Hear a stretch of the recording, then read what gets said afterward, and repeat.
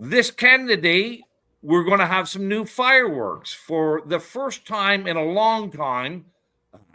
Canadian news, Canadian journalism, and Canadian reporting is going to see a significant change. I think probably the most significant change we've seen in journalism in my lifetime. We have seen quite a steady erosion of journalism in my lifetime, and especially in the last 4 years. But we have two great individuals joining me on Scuttlebutt Lodge today to talk about their initiative that starts July 1st at 4 p.m. and it's called talknation.ca. So tune in, and I have Rodney Palmer with me, and most people who have followed me and have followed the last 4.5 years know who Rodney Palmer is. Former CBC journalist, foreign correspondent, and quite a stellar representation at the National Citizens Inquiry regarding the COVID response. Has teamed up with longtime preeminent radio man from the Toronto area, Randy Taylor. Randy's been on Saga, 980, CFRB, and a host of others. They were in hibernation, let's say, for the last 20 years.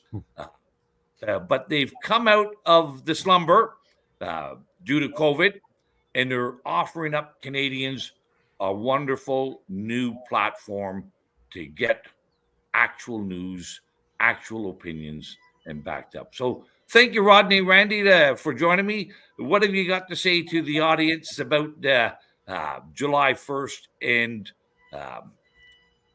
this new initiative? What are you going to offer Canadians that are different than they're going to find anywhere else? Well, from the outset, I want to say, Randy, you have done so much work in the trenches for so many years in this country.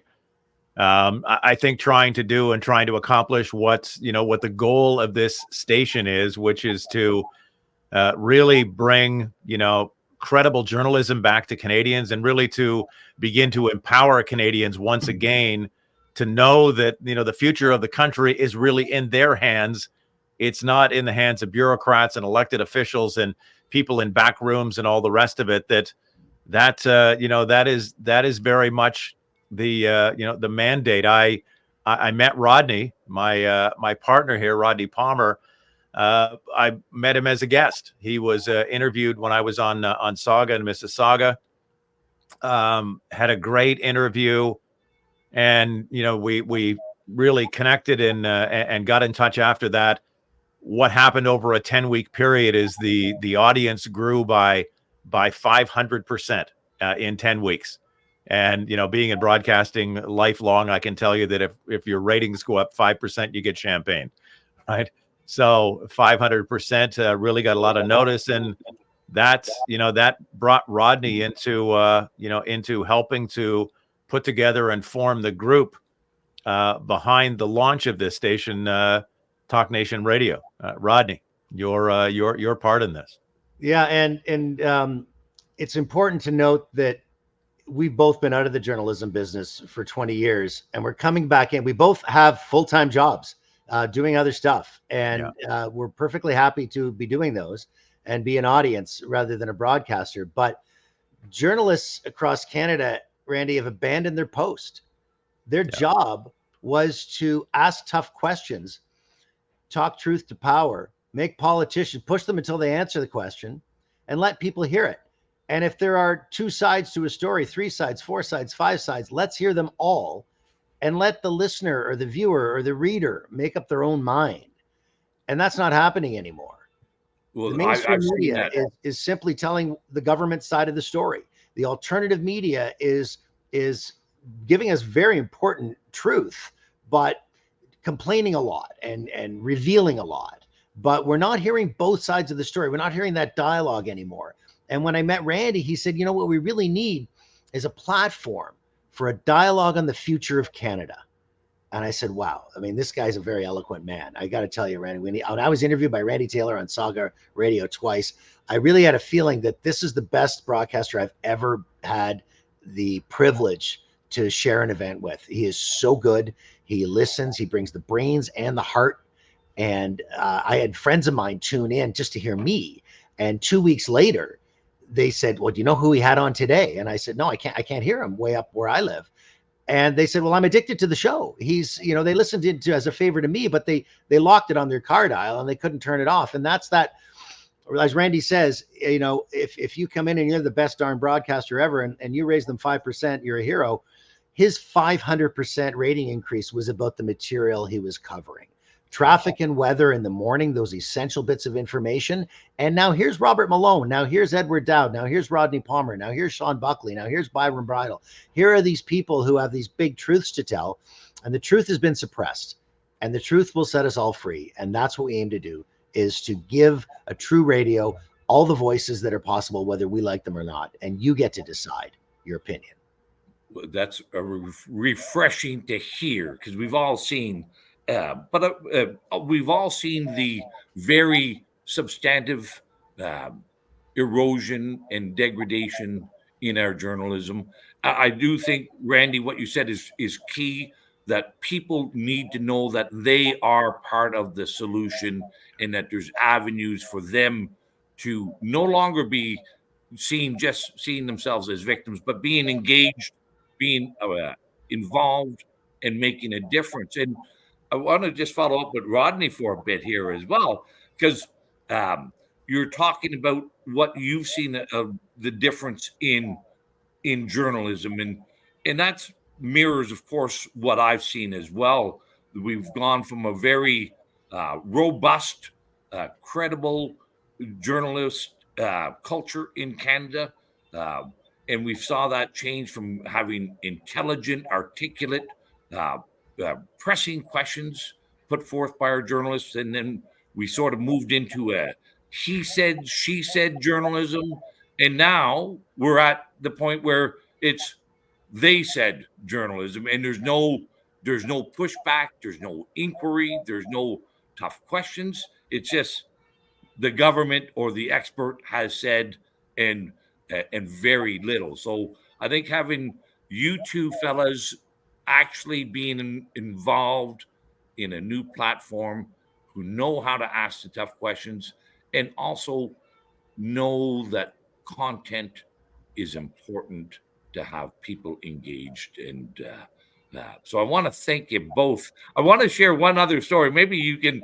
this was one of my first aspects of being involved in journalism, is when I started up the Lanark Landowners about 25 years ago. And I was having a protest at the sawmills in Lanark County because the government was closing them down over environmental regulations. And I had this young journalist from the Ottawa Citizen come out to our protest. And of course, we had a lot of visual displays at this protest. And one of them was a mound of sawdust with a phony headstone on top of this pile of sawdust. And this journalist says to me, she says, "What is that stuff that's on the ground?"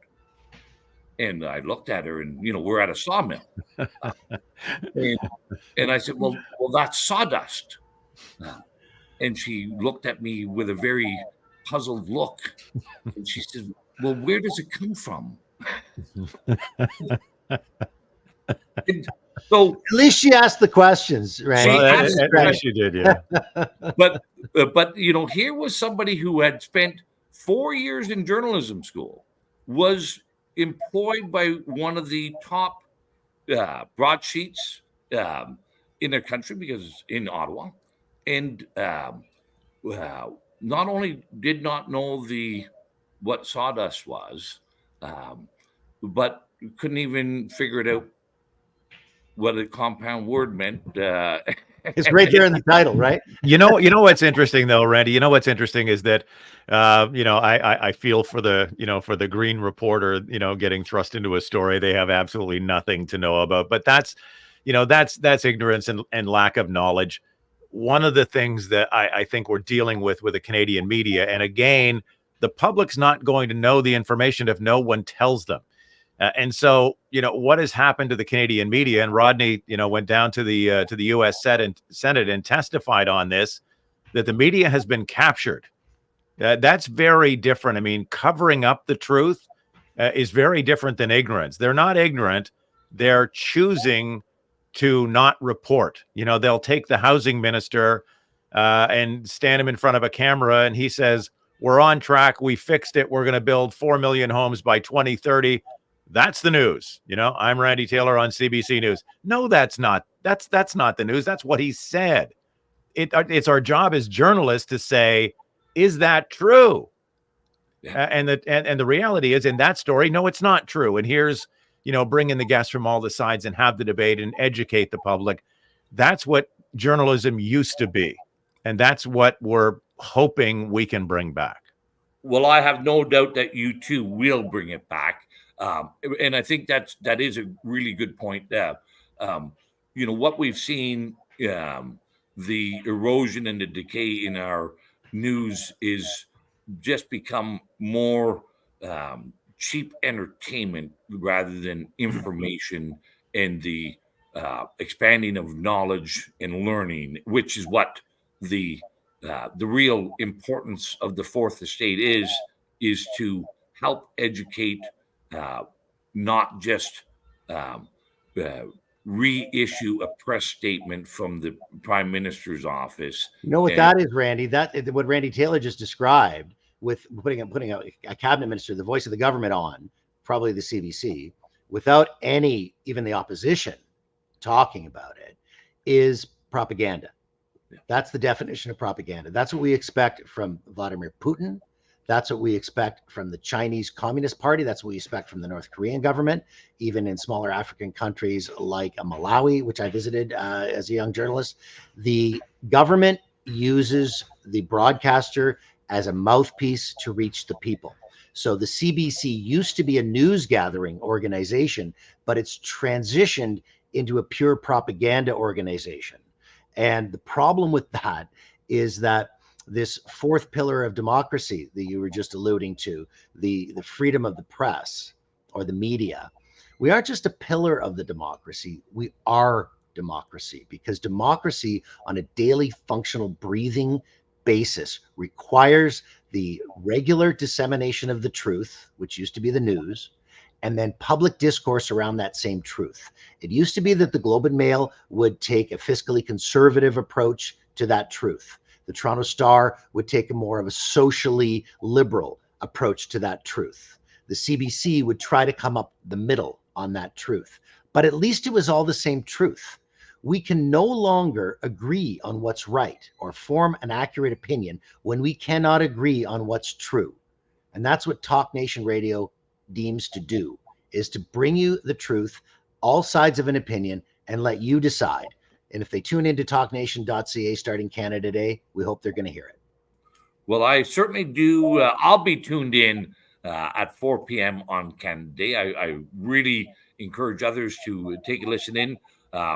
Randy Taylor, you'll be leading off the show in the content on Canada Day. So listen, thank you guys for joining with me today. I'm here at Scuttlebutt Lodge. You guys are at the studio and elsewhere. And Canadians will soon have a true alternative to the propaganda that we've been hearing for too long in this country, and having inquiring minds dig in and help reveal the actual facts, not just the falsehoods and the propaganda. Thanks so much for joining me. Thank you, sir. Randy.